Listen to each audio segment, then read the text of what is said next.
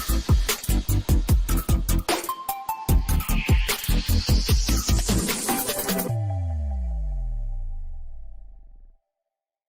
welcome to Market of the Moment. I'm Sharon Terhune, the Vice President and Sales Manager for Fidelity National Title. Joined here every week by my partner in crime over here, Mr. Don Tchaikovsky, our Director of Channel Sales here at Fidelity National Title. Thank you guys for joining us for another week. Yeah, this is exciting. So we are now a couple weeks into September, and we have the Prospecting Blueprint event in our rear view mirror. That was, amazing. The response we got to it tells us a lot about our market, I think, too, right? The fact that we were able to sell that out in 5 days in a fairly large room that we had that with a waiting list. The waiting list. Yeah. And so in 5 days we had a full house. We probably had a few more people show up than we had signed up. And but it went great. But it tells us a lot about what people are needing right now, what our partners are needing in the business, right? And so as we are seeing reduced opportunities, reduction in number of homes being sold each month, then it also tells us that people they want to get back to how to go out and find the business. And that's what I loved about that event, is that we designed it around different ways to speak to your audience, to speak to your client base, to speak to your sphere, and that it was I think so widely received because we covered so many different areas. It wasn't just about making phone calls. It wasn't just about door knocking or whatever, right? Yeah. It had some of everything in there. And what I really like about this, and I don't remember which one of our panelists were saying, but they were talking about taking the nuggets from there, right? Yeah. And how important it is to just take those pieces. And there might be parts of farming that really spoke to you. Right. And there might be parts of the phone prospecting that really spoke to you. And you might be able to come up with your own combination of the things and figure out how to go out and execute really well in the business. So I think there was kind of a universal message from all 4 panels. So there was 4 separate panels, and we're going to dip into each of the panels, I think, over the next few weeks, right? Absolutely. So, yes.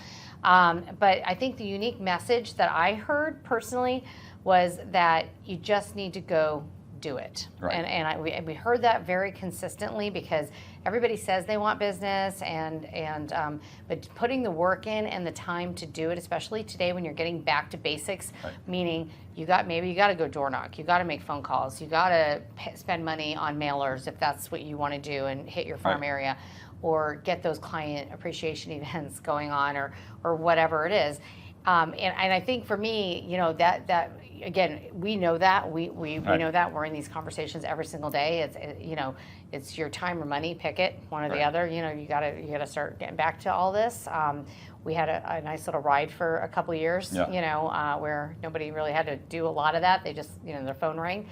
Now it's the strong will survive, right? And that's okay. We're good with it. We're totally good with it. Well, and what else I thought was pretty neat is the way that our panelists talked about some of the grassroots ways as well.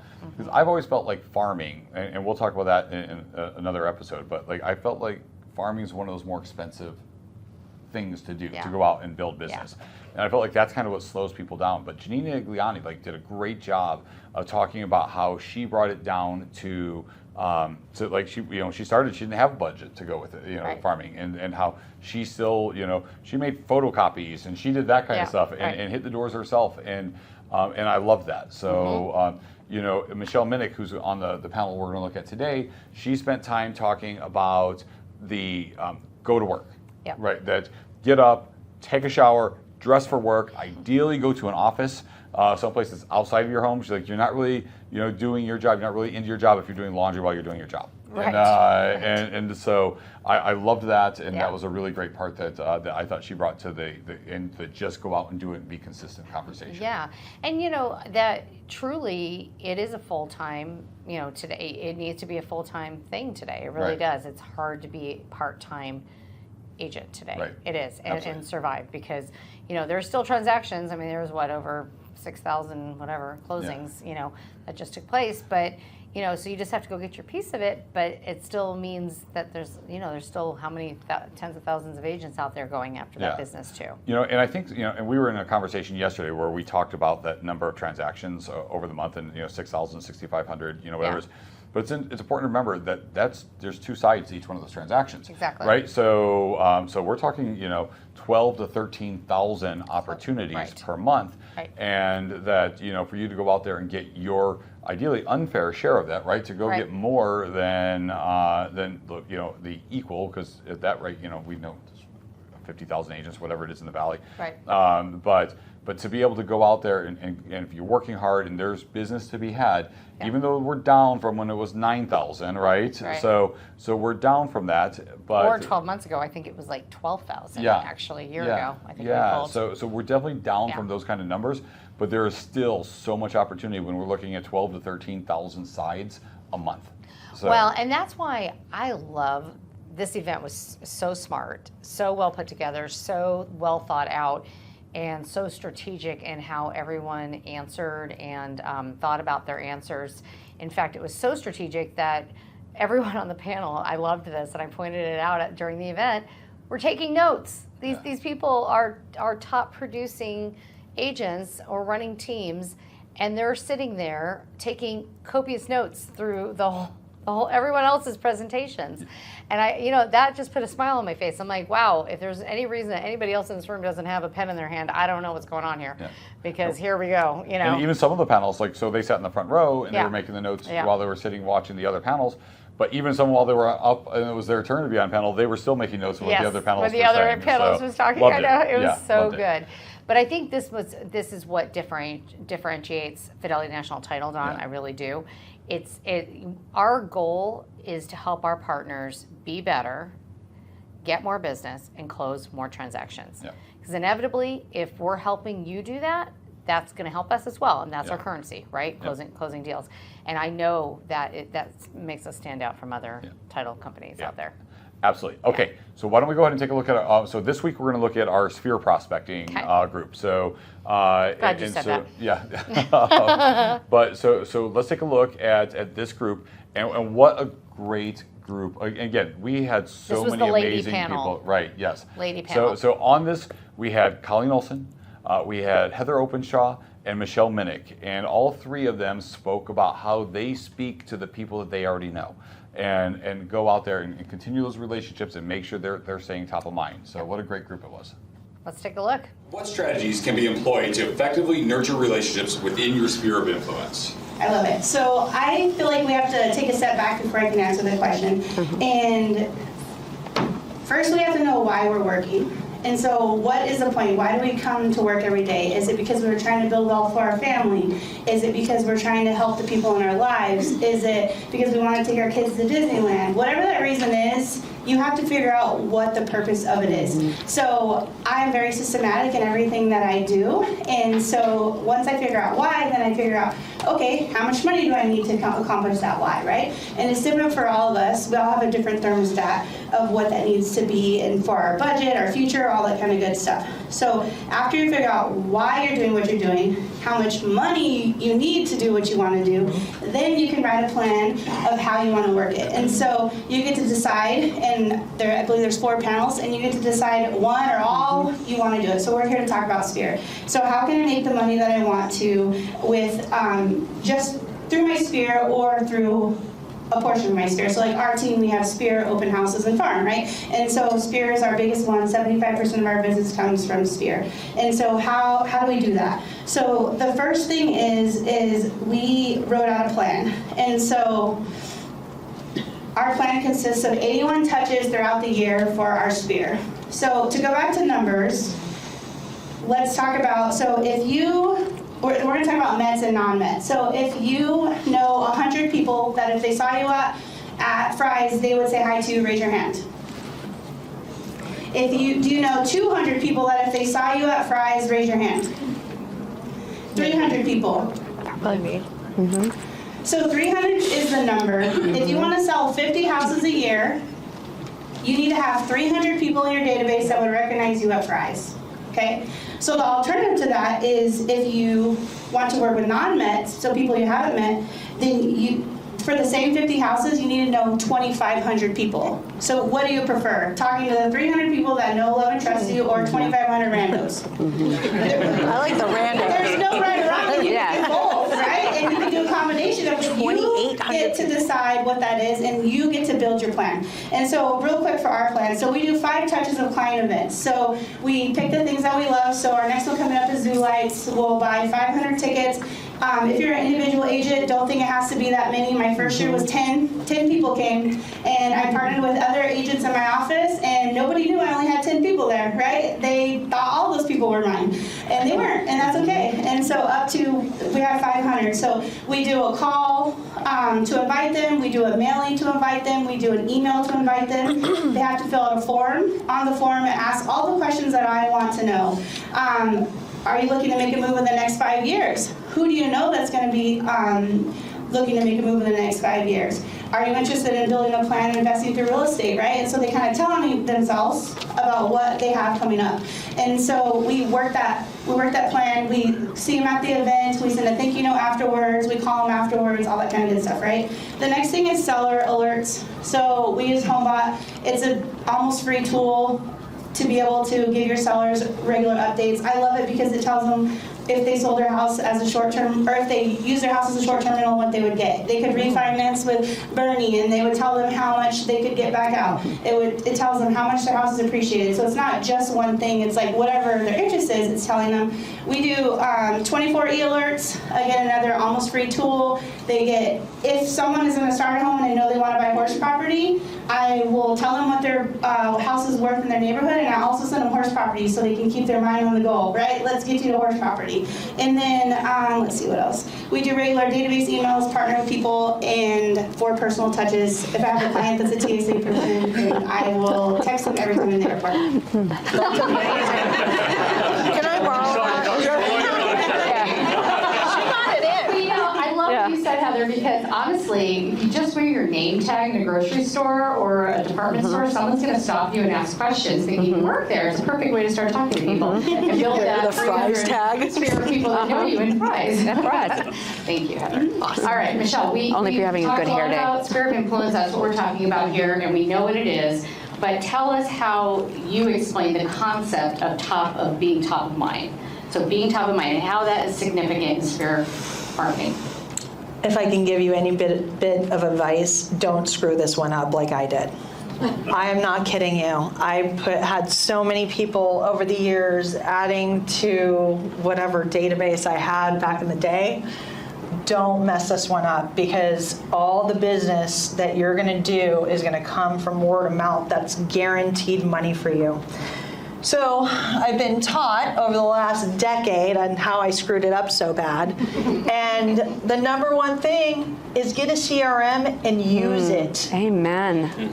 Yes, husband. Quit staring at me like that. How many times have you changed my CRM? I told him this was the last one, Oh, and Jennifer my. knows, or we're getting a divorce, and then he changed it again. It's okay. But if you don't use it, it doesn't matter. And what she's talking about is the touches. This works for you while you're working. So I don't understand why we have all these fancy tools out there. I don't get it. You're not even putting any effort in. If you don't know how to use it, guess what? Pick up the phone and call somebody that does, right? These lovely people that are sitting around here, we're all coaches, we're all team leaders, we're here to help. I coach people in the industry that aren't even on my team. Why do I do that? Because I want to make it a better place to be for each other and one another. But the first thing is get the CRM. The second thing is train on it, use it. Make sure your data is accurate. So the one thing I like to see is Joe No Name in my database. And I'm going back to going, well, who is Joe No Name? I don't know who Joe No Name is. And where does he live? And what is his birthday? And why is he in my system? So you have to prune this system. And I say on a daily basis that you're working. I always try to tell everybody that when you're working, when you're not working, you don't need to be looking at your database. Get up in the morning, pick the first 10, and then go through it. Make sure everything is set up. Don't be a spammer. These people come into your database, maybe it's your mom or your dad or whoever, and their dream is to live in Forest Lakes, and you're sending them stuff in Sun City. I don't get that. So look at what you're sending, the data. You're spamming people. I get people all the times like, why are you sending me $1 million homes? I'm buying a mobile. That's insulting to people, right? Because we serve all, right? Land, mobiles, we do horse property. I mean, if California falls into the sea, we've got oceanfront coming our way. I don't wish that, but I wish I had an oceanfront property that I could afford. But the point being is that we've got these systems set up in place to make your life easy. So know your system. HomeBot is a really great tool, and actually I just learned how to integrate that with Sync. Okay, so our system is called Sync. It's Commissions Inc. And you can run advertising through it, you can nurture through it, and we set up an entire plan. Some people have 33 touches, I have others that have 12. We have our protocol when something comes in on what we're exactly supposed to do. It just tells you, hey Heather, do this today. Hey Heather, do that today. Right? Text this person, call this person. This person's looking at a property. It literally works for you. So utilize that. Make sure your CRM has a website. Okay, because it doesn't matter if you're not able to see what a person is doing on there, like your sphere of influence, you're not able to keep up with what their lives are and what their changes are. So that's a good thing. Another reason for using our CRM is to do events, right? So this is a really good way for us to make sure that we're sending the information to all the right people. My event may be different. Each event might be different. So we're having one coming up in October, and I'm forcing my ops manager, everybody else is on board, but I love trick or treat. And I don't have, my kids are grown now, so I'm doing trunk or treat. And I've got a great team, and everybody's drunk. Yeah, I told you to be there. I already invited you. Trunk or treat, okay? So the trunk or treat, everybody's gonna, they're gonna have their cars all decked out. We're gonna have a contest for the adults, the best, the worst car. I bet I'm gonna get the best for sure. But then we'll have the costume contest for the adults, and then we'll have the kids contest, right? And there'll be giveaways from our friends and our partners over here, and that's going to bring your people together. And when you're together, they're talking about you, and they're talking about your team and the professionals that are helping them through one of the most challenging things in their life, which is to buy a home. It's up there with, what would we say, death, divorce, taxes, and buying a home. So we're right up there on the top. So camaraderie and nurturing that database, but use your CRM. And BombBomb is the last thing I do want to talk about. A lot of people don't know about BombBomb. Joe and Courtney over here, they love my BombBombs. I like to send them all kinds of videos. I don't like typing. I like to do videos. And yes, we all hate ourselves on videos. Don't watch them, okay? But the reason why I like the BombBomb is because it's actually like a live shot of you. So you got to kind of get ready, right? So when you're doing it, you can't pick your nose or anything, because they'll get it. They'll see that. And it's like, hey, like you're waving at them. Some people put up signs. And when they open their email, they see you and your wonderful face. And you can put that into your drip campaign, which I find really awesome, because I literally make my videos for like at the beginning of the year, usually in October when you do business planning for the entire next year. So I don't even have to work. So I'm like, Merry Christmas! And I'll dress up my Santa outfit or whatever, or I'll do videos of my family members, and it's all done in advance. Nobody knows it, right? And every year it's different, but they can see you consistently. They're always seeing you. You never go away. You're like a bad virus, okay? So BombBomb, Sync, and then use your system.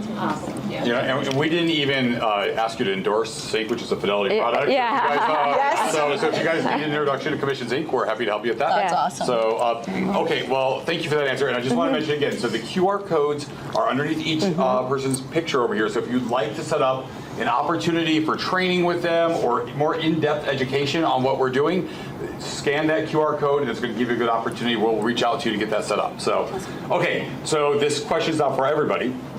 And so Michelle kind of covered a lot of this already. But how do technological advancements such as social media, CRMs, impact your sphere of prospecting? So the things that maybe you guys have done to integrate that. And these are speed Yeah. dating right now. Yeah, yeah. Go for it. Well, I want to second the CRM. I've had the same CRM for 19 years.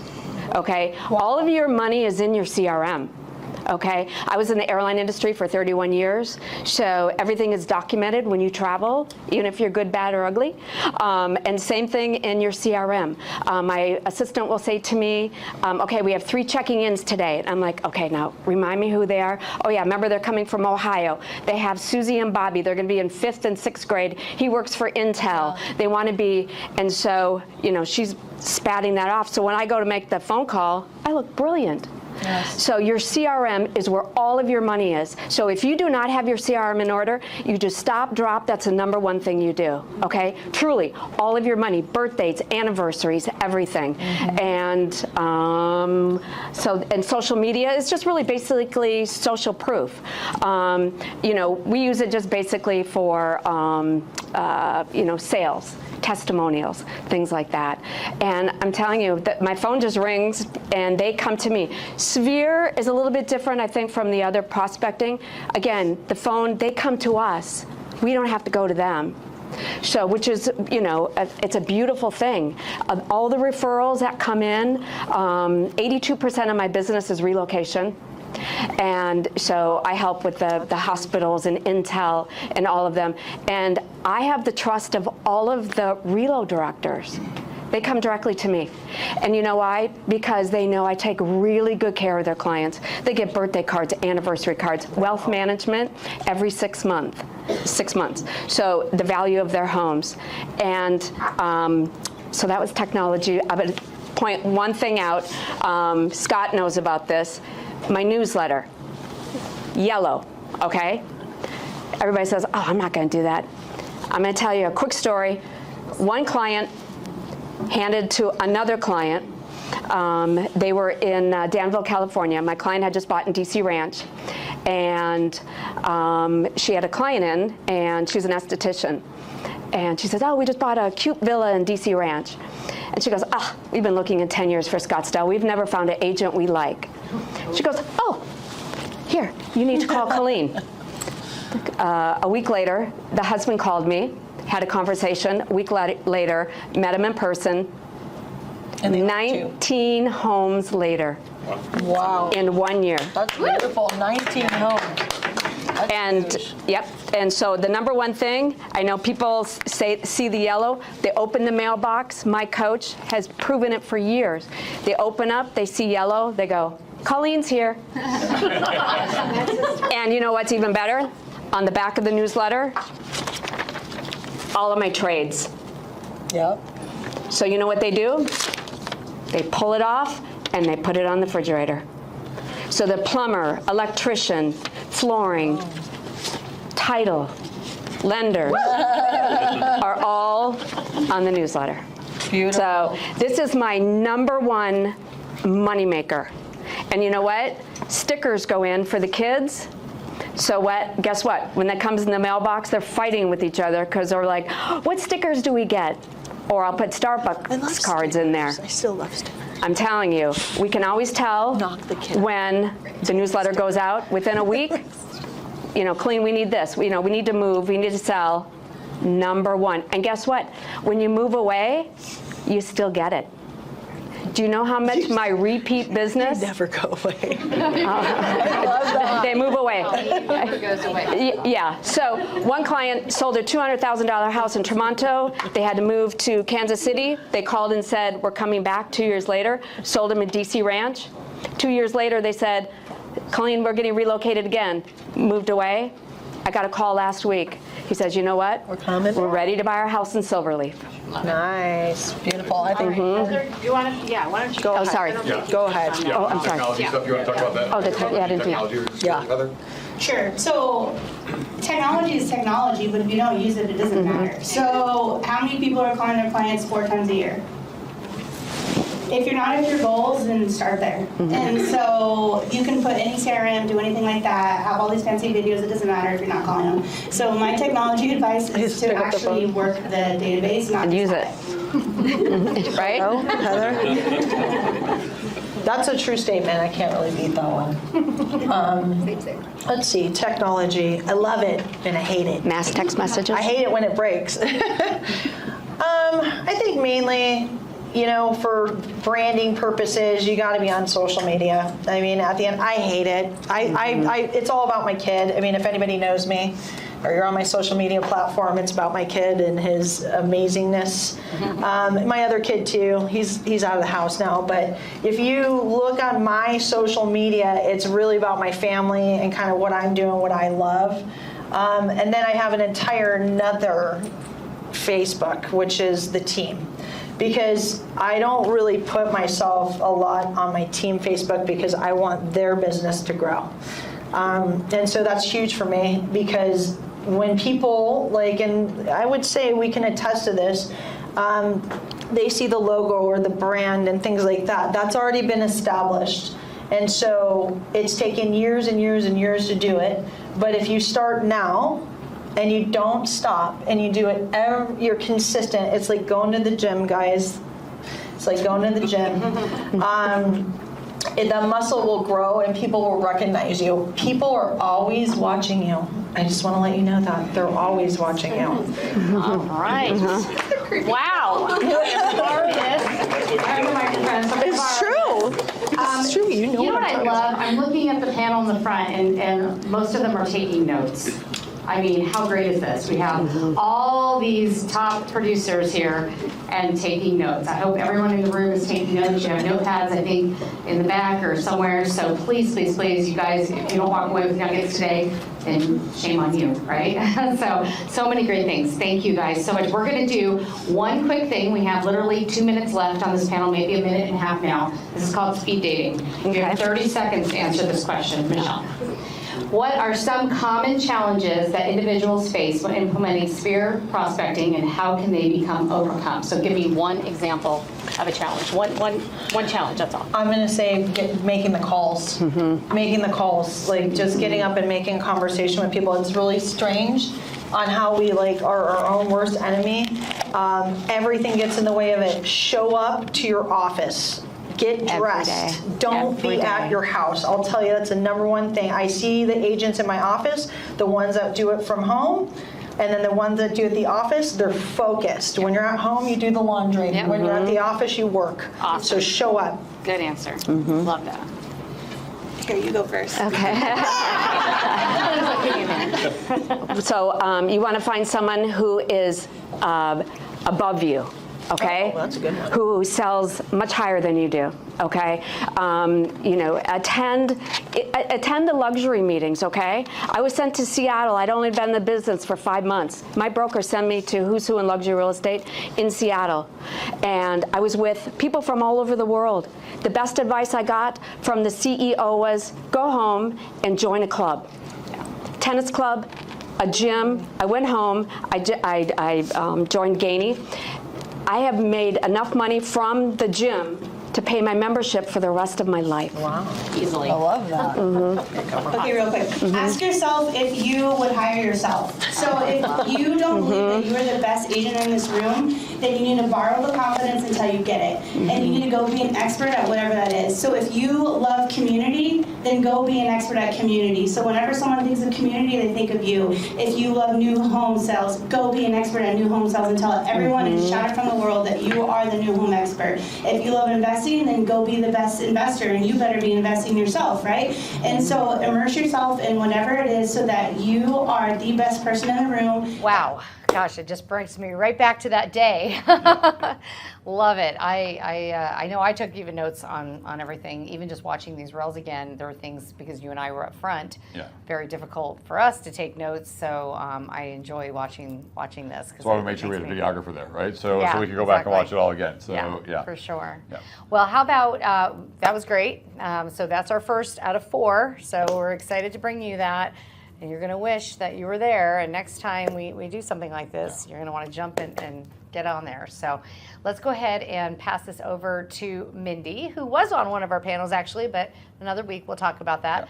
But Mindy Jones, Miss Market Master Mindy, what's going on? It's no surprise that consumers are confused about what's happening in the local real estate market and asking the question if now is a good time to buy or sell. With every new data point tracked and shared on news outlets nationwide, from interest rates to housing prices, there's an overwhelming amount of information to process, much of which is shared without context. And we know that content without context is just noise, and there's a whole lot of that going around.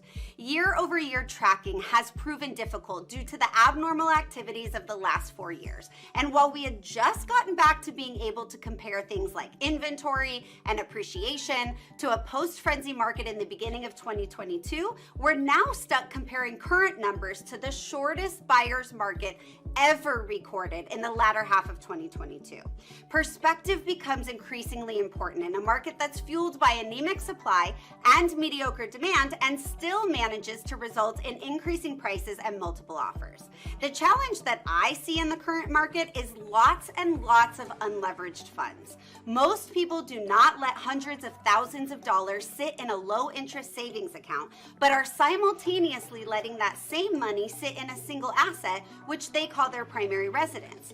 Also, while affordable housing is clearly an issue, big box investors are purchasing, which is a sign that they both see the demand for their product, which in many cases in Arizona is built to rent, and there's consumer appetite for a monthly payment that in today's market would equate to nearly $400,000 in purchase price. With just 2 months of inventory, looking can be challenging. But remember, these conditions are in spite of interest rates that have been higher than average.